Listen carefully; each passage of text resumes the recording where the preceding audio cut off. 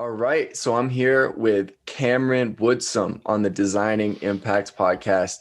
Cam, he's a social impact founder, a serial founder and venture creator. He's created 8 startups through his studio, Nomad Impact Ventures, from beaches all around the world. So Cam is doing a lot of stuff, and he's doing it in the way he wants to do it. Thank you so much for being on the show, Cam. Really appreciate your time. Well, thank you for having me. It's an honor to be here. This is the second podcast that I've been a guest on. Oh, wow.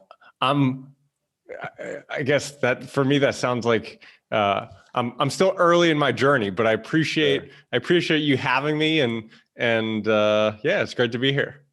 Awesome. So to start out, do you want to just kind of give a little narrative and the lessons you learned on your journey to focusing on impact? Because I know you had a path. You weren't necessarily always like, I have to create social impact with this. How did you get to the space where you're like, I want to, change the world? And what kind of led you to that point? Oh man, that's a big meaty question right there.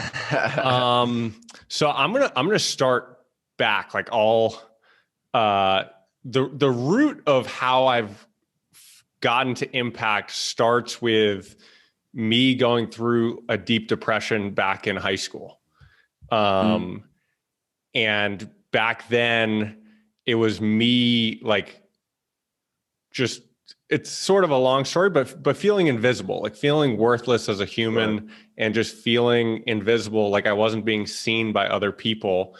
And I definitely had sort of like a chip on my shoulder from that, where I just wanted to, at its very core, like I just want to be recognized as like another human and valued as another human.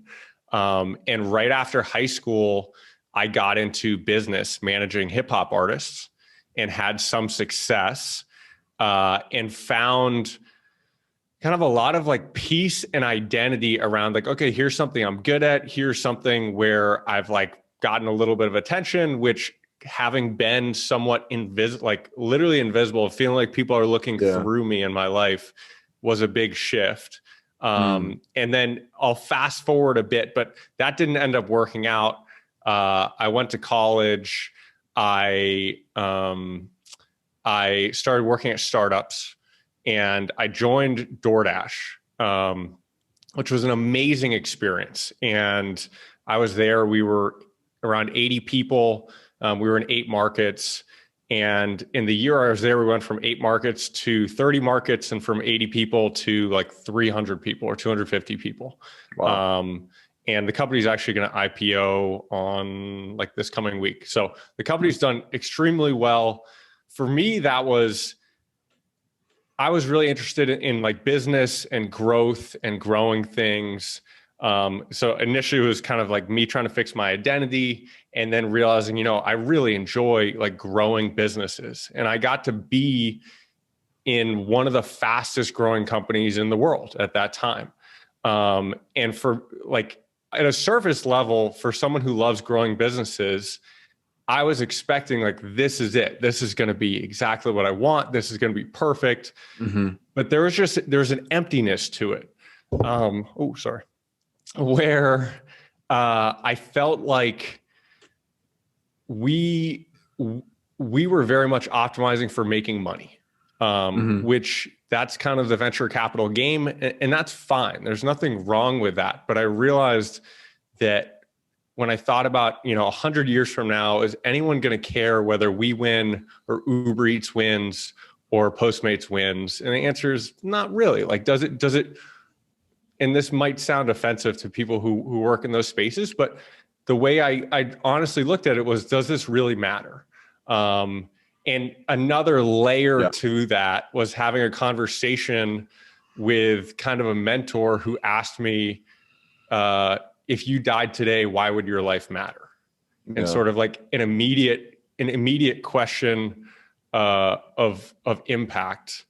So all of that led me to realizing that I didn't want to work on just for-profit, fast growth stuff, even though that was really interesting, but that felt really unfulfilling. And I wanted to shift and build high impact stuff. And so I don't, this is a really long answer, but you gave me a really That was a good meaty answer. question here. I That was a mean, good answer. the other like last piece of this, and we can dive in wherever you want, but the last piece of this was when I left DoorDash, I tried to join an impact focused company. It didn't work out. I went back and joined like a profit focused company. Found out in my second week that the CEO had lied about their growth and profitability metrics. Yikes. Which I'm a big believer in like omens. And that felt like an omen that I need to stop trying to be an employee and I need to do my own thing. And that led me to the life I'm living now, which is right after that, I left the US, went abroad, tried to focus on building passive income businesses with the idea of, can I build enough passive income to not have to think about money and just be able to focus on creating like impact focused stuff, which at the time I had no idea what that meant. But it's all kind of worked itself out along the way. And yeah, so that's my journey. You when you ask that question, I feel like I have to, because it stems all the way back for me from being like broken as a human, like back in high school. And figuring out I needed to rebuild, and business helped me to rebuild. And then I realized it didn't feed my soul. Like there was just something missing. Right. Yeah. So you had kind of, from that, it sounds like you've had kind of an awareness of how you're feeling, and kind of awareness to discover who you are. Right. And part of that came through business. And then, once you reached that level where you felt secure and I am competent, I am seen, right, you were able to go up another level and be like, okay. And you did that pretty quickly. Like usually people say, okay, I'm competent, I'm secure. Usually they stay there for like 50 years and then they retire and they're like, okay, how do I make a legacy? But you kind of switched right into, and maybe that's because of your mindset, maybe it's because you had to develop that mindset because you had that trauma growing up, but you kind of made that shift pretty quickly to impact. And then talk a little bit more about how you entered the impact space. Because, when everything's for profit, it's easy to make money. And a lot of people who are trying to, design solutions get caught up on that. So talk. You started, you were like, okay, I'm not even going to focus on impacts. I'm taking the long vision and I'm saying, how can I develop, however much money I need a month so I can just, all my work, all my active work can go into impact. How do you kind of come about that approach? Well, I want to touch on one thing that you mentioned, which was sort of like the speed of getting to impact related stuff. And I do think, I don't know how you've observed this with your peers and with other people, but I do think like acting with urgency is it's been one of the most important things in my life, where just thinking about how short life is, and there are certain events that will trigger that. Like I'm 29 and I went to a high school of 110 kids per grade. And there are two kids from my grade who have passed away in the last 12 months. Wow.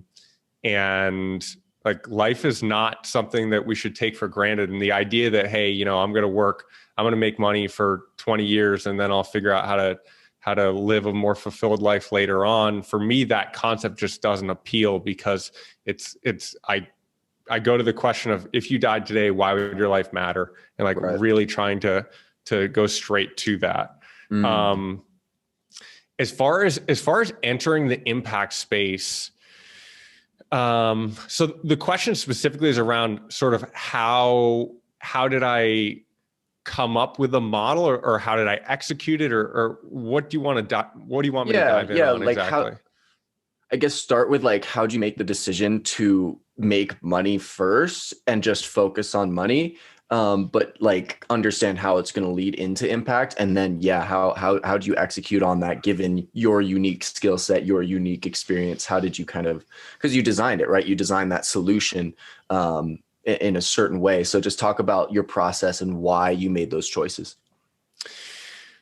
So I think the big thing for me was just having my back against the wall, where I didn't really have it. This wasn't a, in 6 months, I'm going to do this. And it was a gradual planned out thing. This was, I quit a job, my lease was ending. I needed to figure out how to make money. And so I didn't have an idea for, if I had something impact related that I thought could also pay my bills, then I would have gone for that. But I didn't have that. And so because I didn't have anything that I was deeply passionate about or that I thought was high impact, I just looked at it as how can I figure out how to make money? And the other piece of that was, how can I live really cheaply to buy myself time and extend my burn rate, which for me was either living at home or going and living abroad. And abroad seemed a heck of a lot more interesting. So yeah, so I started in Bali, and I spent 2 months there, and that got me hooked on the wandering life. And now I'm in Barbados and hooked into island life, but that's a whole nother aspect. But so starting with profit was just, I needed to figure out how to make money. I didn't know what to build on the impact side. I had no idea what to build. And my background is really in kind of like hacking and figuring stuff out. Like back in middle school and high school, I used to buy mislisted stuff on eBay and resell it for a profit. Not a lot, but just kind of something interesting to play around with. And so the first business I actually started that was making money was a business selling hard to buy American products to international consumers. There are a number of different products for whatever reason where the company doesn't want to sell the stuff internationally. And it's really hard if you're an international buyer to buy that stuff.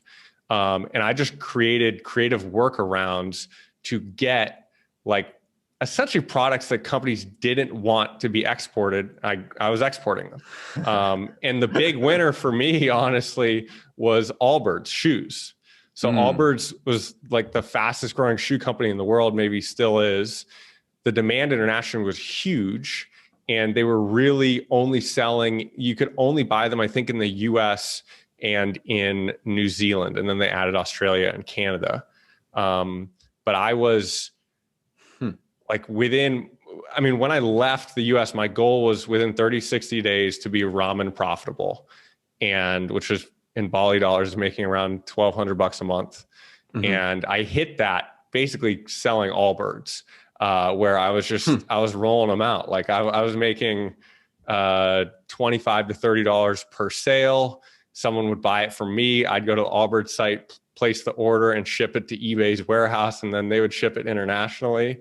And it was a magical business. Like it was great. And it gave me so much confidence when I left, and I was like, okay, like I can hack together income. It gave me a lot of confidence that I can build on this. Like I'll be able to figure it out and to. How'd you find out about that? Like in the gap in the market? So the way I found it was, before I left for Bali, I wanted to buy a drone, and the DJI Mavic Pro had either just come out or was about to come out, but it was sold out. And so I had to buy it on eBay. And so I bought it at a markup on eBay. And as I was poking around, and I just was looking at what these sellers were selling, because at the time I was interested in exploring, finding some business to start. And I noticed that one of the sellers I saw was selling product, like just US products at a markup. And as I like dug into it, I realized that it looked like they were selling most of the stuff internationally. And I just noticed that these were products that wouldn't ship internationally for whatever reason. So they had honed in on this niche. And so I started, I basically just copied. I mean, I took the same products and I put them up on my own store. And because I'd been selling on eBay back in high school, I already had some feedback and reputation. So I could, I was already a little bit trustworthy. And then from there, I generated a couple sales, and then I started brainstorming what other products would work really well. What's really in demand internationally. and I came up with Allbirds. And then I also found like some other stores that were doing similar stuff, and found like some of their best products and incorporated those that weren't being sold on eBay. Like they were doing them on their own website. So I sort of carved out, I brought in the niche through eBay, because eBay obviously really big distribution.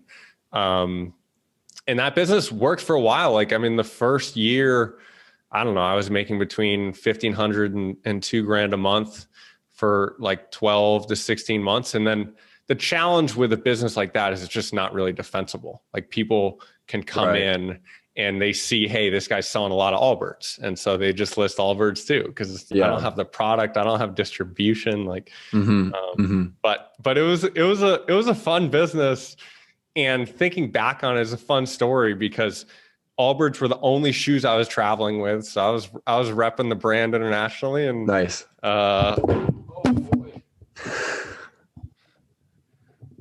So this might be a quick segue into, people can't see on video, but I have a frying pan under this mic because the mic is a little bit too low. Yeah.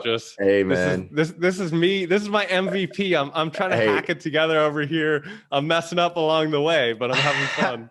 Yo, man, that I mean, my shit's on a shoebox right now. I just recently recorded at a studio where it was on top of a microwave that was on top of a board game.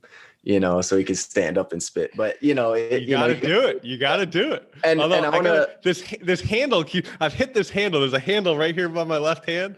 I've just banged it twice. I gotta be a little more careful here. And all of that, right? The mics on the hand and on the pans and the shoe boxes and the Allbirds drop shipping company as your first business, even after the impact revelation. That really is like, if you're listening to this and you're really struggling how to find an entry point, it's better to underthink than overthink. And design thinking is a really useful process because it forces you to prototype. It forces you to start rough and start with things that, okay, maybe this doesn't, really impact everyone to the greatest extent now, but it's not really harming anyone, and it gives me runway. It gives me the ability to have more room later on to design bigger and better solutions. So definitely a lot to learn from that. And it's not just like, oh, I started a drop. It's like, yeah, you started a drop shipping business, but you had the intention, right? You had the intention of, I just need to prove to myself that I can just start this. And that means usually you have to start small, right? And start with something doable, and not, be like, I haven't been an entrepreneur before, I'm going to go change the food system in 2 years. Like, that's great. I mean, to have that ambition, but at the same time, it's like, see where your entry point is. The entry point usually isn't going to be in a conference with Monsanto talking about how you're going to make their entire supply chain regenerative. It's like, of course we all want to do that stuff, but if we don't start small, then we're probably not going to start at all. So that's a great lesson to learn from that. So drop shipping business, tell us about the ideas you had after that, and how they came about, and how you went through with them. Well, I want to touch on one point that you just mentioned, which is I think you'll probably resonate with this because I know you've gone through a similar journey of starting a lot of different things and a lot of them not working out. Yeah. which my path has been similar. And we talked about this a little bit on our call, I think it was a week ago, which is just about how learning compounds, how just the best way to learn how to start a business is by trying to start a business. And, and if you go too big, then you realize you're in over your head and you just kind of scale it back. And then you're just, you're selling shoes online that you're not even making, that someone else is shipping to the warehouse. Like, you can dumb it down a lot. And I think the lesson within that for me, and from traveling and meeting other people who are making money and traveling, is just, there are a lot of really simple ways to make money online. There's a lot of really complex ways, like, DoorDash building a huge food delivery company, artificial intelligence startups, and all this stuff. And then there's people who are selling shoes. Yep. So there's really like really simple businesses that make, granted, my business wasn't making a lot of money, but there's really simple, straightforward businesses that make a lot of money. So I think it's just something for people to keep in mind if they're thinking about starting business. Going back to your question, as far as ideas after that, so I worked on a bunch of different types of businesses in my first couple of years of traveling. I had a social media agency, which was growing people's Instagram accounts. And that was my most successful one temporarily. Like we were at 5,000 monthly recurring profit, and we scaled to like 120,000 monthly recurring profit in like 45 days. Like we just hit a lot of things perfectly, and we're zooming, and then Instagram changed everything, and our business basically got wiped out like almost overnight. So it was a business where it looked like I was like, oh my God, I'm going to make like $2.5 million in the next 10, 12 months. And then it literally went to zero, like almost overnight. But where I've done best has been with like content and information sites. And so I've done well in like content and affiliate sites, which in very simple terms are websites with information, get visitors from Google search, and then make money by linking to sites where people buy things, and those sites pay a commission back to my site. So I've done well in that space, and that has been the like sustainable income businesses that continue to carry on, unlike the Instagram business that spiked and died, and the Allbirds business, which was making money and then died. And that has segued into my impact focused work. Like when I started my journey, I knew I wanted to work on stuff that was high impact. I had no idea what I was going to do though. And as I built the skills and knowledge around building content and information sites, once I like made enough money to free up my time and think about working on other stuff, I already had this skill set of building these types of sites. And so that has segued into doing like a lot of work this year around COVID, and educating government and health leaders about the importance of wearing masks and recommending and mandating masks, and then educating government and health leaders about testing and tracing, and then doing some stuff that's like election related and helping get out the vote nonprofits. So it segued into doing a lot of other things in a way that I couldn't have imagined back when I started back in 2017. But it's just the learning has compounded, and as I've developed freedom to work on other stuff, I've been able to apply those skills. So it's worked out in a very unconventional and unpredictable way. Nice. So with your content sites, what kind of skills did you have that made you say, okay, this is the path I want to take? What were kind of the concrete skills that made you want to take that path and then made you successful on that path? So it all really started from college when I built a personal blog. I built a personal blog, which was just a crappy looking WordPress site. And I started writing some stuff, and people started just showing up from Google for a couple different articles. And so I realized, oh, like you can just write stuff and people will just show up with, I wasn't doing link building. I wasn't really doing anything. People were just showing up. And so most of what I've done is somewhat self-taught and just experimental. I've just been curious, and I've tried a lot of different stuff. And I took some of the learnings from that blogging to like just starting to write about other topics and seeing what works within Google and what generates traffic, and then doubling down and writing more about those topics. And so I've just had a very like experimental and open-ended site, or a couple different sites. And yeah, so as far as skills, I just feel like I'm trying shit and seeing it work. Yeah, I think I've just been curious and I've worked really hard. Like I put in a lot of hours just writing tons Yeah. of random content. Yeah. But really just learning along the way. Mm. And that's been a big thing for me, is understanding you don't need the perfect background. You don't need the perfect skill set. Like, you just need to go for it. Yeah. And my back was against the wall. I needed to figure out how to make money. And I just started writing stuff and learning and reading about it and experimenting. And it all thankfully has worked out. Mm.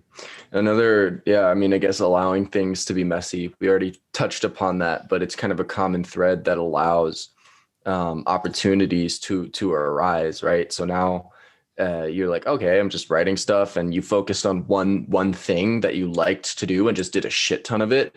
That's another really useful tidbit. You know, if you're kind of trying to discover something, find something that you really like to do, and then figure out how to do it, and just like, okay, I'm doing it a lot and that's my business. You know, trying to build a business around you doing that, what you love to do, what you're decent at, just do it a lot. And so with the content sites you have out now, you have some with COVID, you have some, I saw promoting Black businesses, which is cool. And I think a great, way to battle, racism and oppression is, give them representation economically. And that's a big part of how things work in this country right now. So Yeah. that was cool. What's your really biggest passion area? Because there's a lot of stuff, right, that's screwed up right now that COVID has exposed. What's the area you're most passionate about?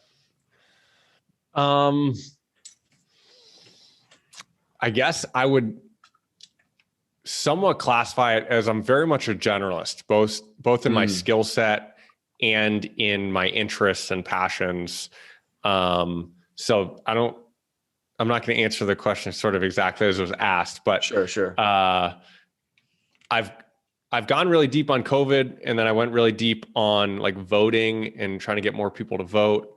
Now really interested in like digital nomading and life improvement and remote work. So I have a remote job board called Remote Work Hub. I have a site where I'm writing about digital nomading and life improvement called Freedom is Everything. And so those are deep passion areas for me, because my life has dramatically been changed by making money online and living cheaply abroad. And so I very much want to make that path easier for other people who are interested in exploring that and trying that out. Yeah. And then I'm also really interested in climate change. I'm trying to figure out what my angle is, or what I'll build in that space. Sure. I have sort of a catch-all right now, which is called Need Change. It's needchange.org. And it's a site where I'm just writing about society, politics, media, climate change. And so I'm covering that within that sphere. I'm covering climate change within that, but probably want to create a standalone site as well. And yeah, so just have a bunch of different projects in motion. If you're listening and you're passionate about climate change or are interested in creating a content site, please reach out to me. I'm very much looking for partners on that. So that's one plug there. Cool. So I'm of the opinion that large scale change starts within people, in terms of inner transformation and getting past their own blockages, because usually negative impact is created by reflecting your own blockages and traumas on other people and things. So talk a little bit about the life improvement stuff. About like, what are some kind of just bullet points or action steps or guidelines to, just trying to make yourself a better person? Like, what does that mean to you? It doesn't mean freedom. I know freedom is big for you. Talk a little bit about what improving your life is and how you can do it. Well, I think the first part of this is that it's a bit different for everyone. So it's a personal journey that we all have to go on if we want to go on that journey. Yeah. And there isn't necessarily like a one size fits all, but I do think that I found one path accidentally that is a shortcut to potentially living a better life if it fits the general mold of what you might be interested in. And that for me is like working online and living abroad. And for me, like figuring out how to make passive income online and living cheaply gives you a lot of freedom and a lot of flexibility in life. And I think living with freedom is a big shortcut to like happiness and living a great life. And in really simple terms, it's like if you have the power to spend your time however you want to spend your time, like if you just want to ride horses or surf or hang out or build impact business, like whatever you want to do, if you have the power to 100% control your time because you don't need to make money, then it's going to be much easier to live a life with happiness, with purpose, with passion.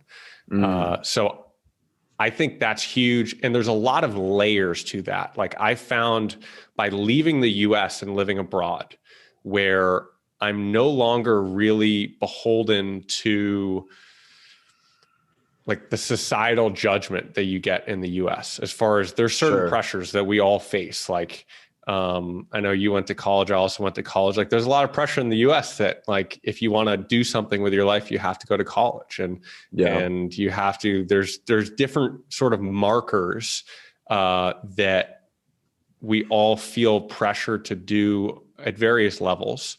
But I found by living abroad and not being like judged on US standards, because I'm so far outside the bell curve that I can no longer be kind of like plotted on the map. Like I'm off the map.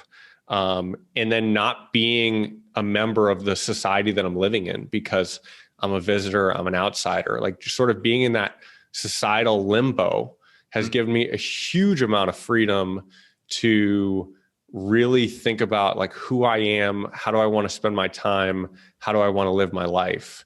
And that kind of freedom on that level isn't something that I think can easily be replicated in the US unless you're really disciplined and really strong-willed, which is more credit than I deserve for, I feel like kind of cheating the system and taking the shortcut, which is like going and spending a lot of time solo, not with the people I grew up with, not with my family, not with other Americans, like just spending time really thinking about what brings me happiness, what brings me purpose, and figuring out how to make money along the way. So I'm all in on like digital nomading and moving abroad, living in developing countries and making money online. I just think that it's, even if you do it for 3 to 6 months, just the perspective of adventuring and living alone and getting back to, in some ways, getting back to like the roots of human nature, of like wandering and nomading and exploring. I think it's a magical thing, and I like recommend it so strongly to anyone listening. I gave my best pitch. I hope one person listening is like, you know what, I want to try that out. I want to explore that.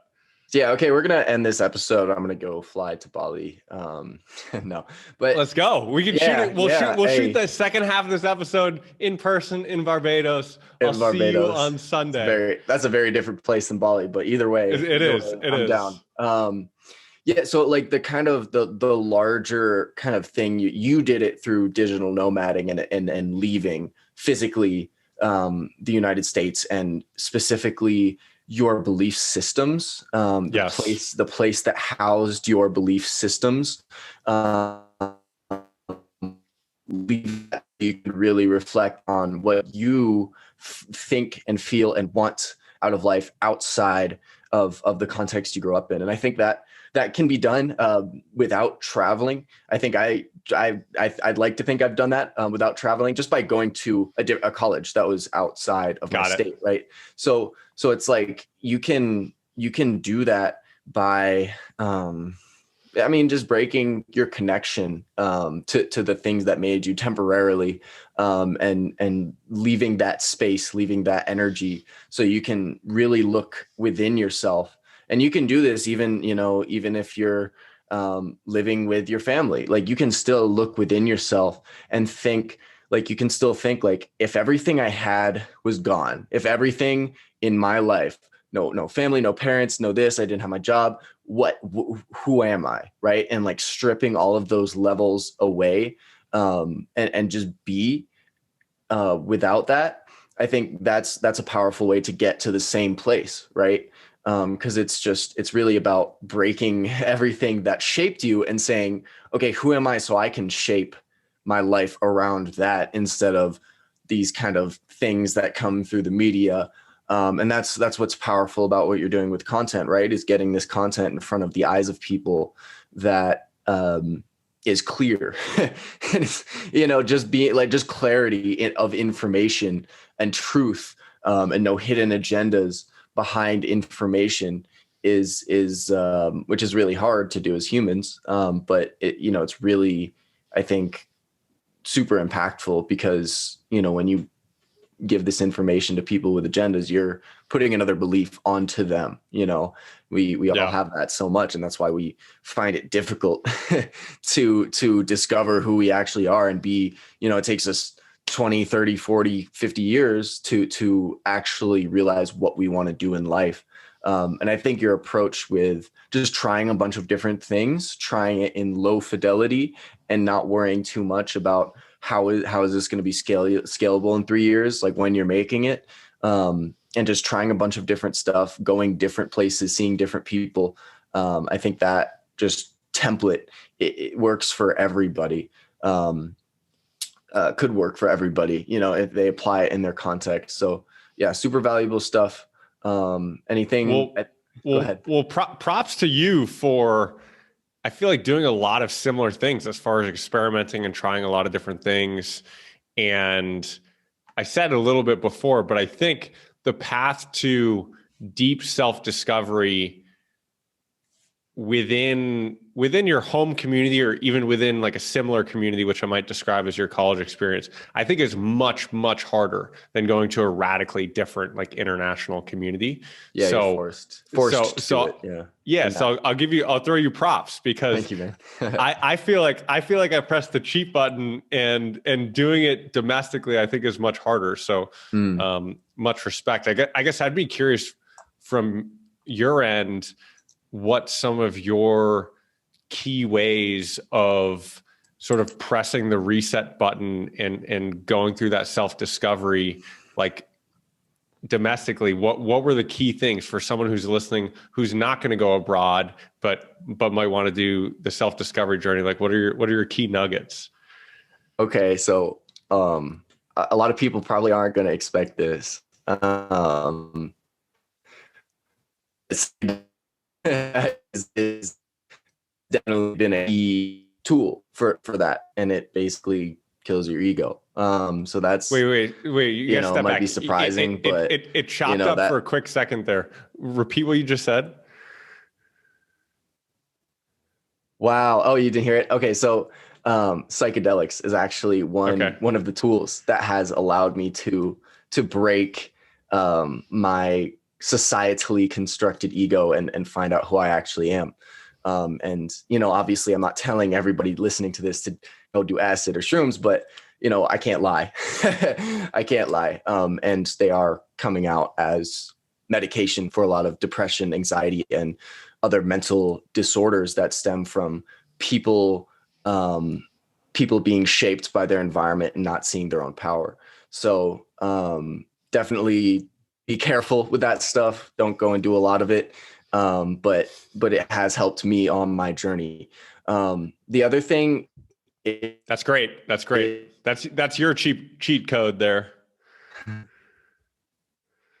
Yeah. That was my cheat code. Exactly. And the next thing was meditation, is just going within, just literally taking your consciousness within yourself and placing it internally, and just like scanning your body and scanning emotionally, just allowing emotions to arise and thoughts to arise, and observing your internal state.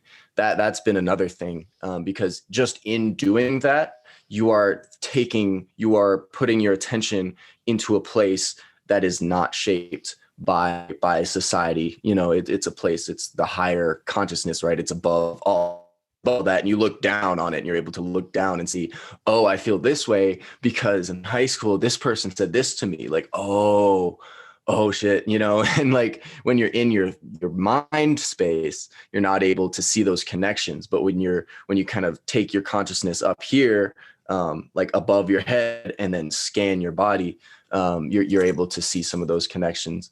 So those two, and then going out of state, like finding a new circle of friends. The people around you, more than anything, shape your neural wiring, right?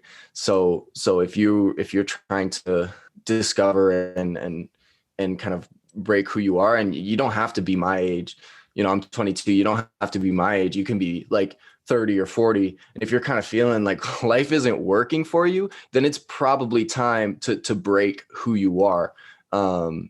Joe Dispenza has this book, Break the Habit of Being Yourself. And really the essence of that is finding who you actually are by digging beneath this illusion self that is shaped by society and media and your parents and, the beliefs that have been put upon you. You can keep some of those, but you're going to like look into, does this actually match who I am? On a deeper level. So yeah, that's the stuff I do. Thanks for asking. I love it. Yeah. The psychedelics piece, I admittedly am not that like well-versed in psychedelics, but I have been tracking the medicinal use that you referenced as far as the rise of psychedelics for depression and anxiety and other issues like that. And the big thing that helped me to revamp sort of myself the first time before I went abroad after high school was marijuana, which is like way kind of a much more toned down version. But that really helped me to have like out of body experiences and step out and look at myself and my life as if it was a movie.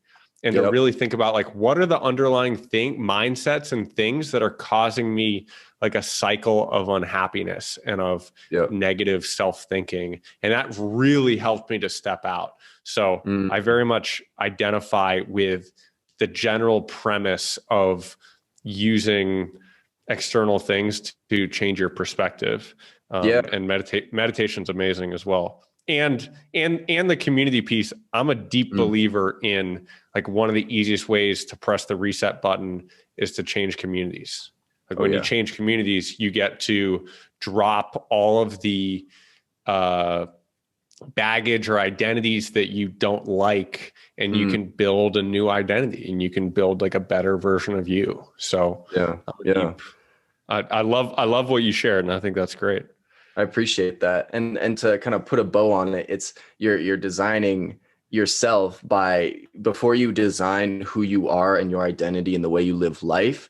And I'd say that's designing your impact on the deepest level, because if you don't do that, then you can't change the world, right? If you can't change yourself, you can't change the world. It's cliche, but it's really true. But, to start to be able to design yourself, right? The way you move through the world, you have to understand that your current self was designed by something else, other things.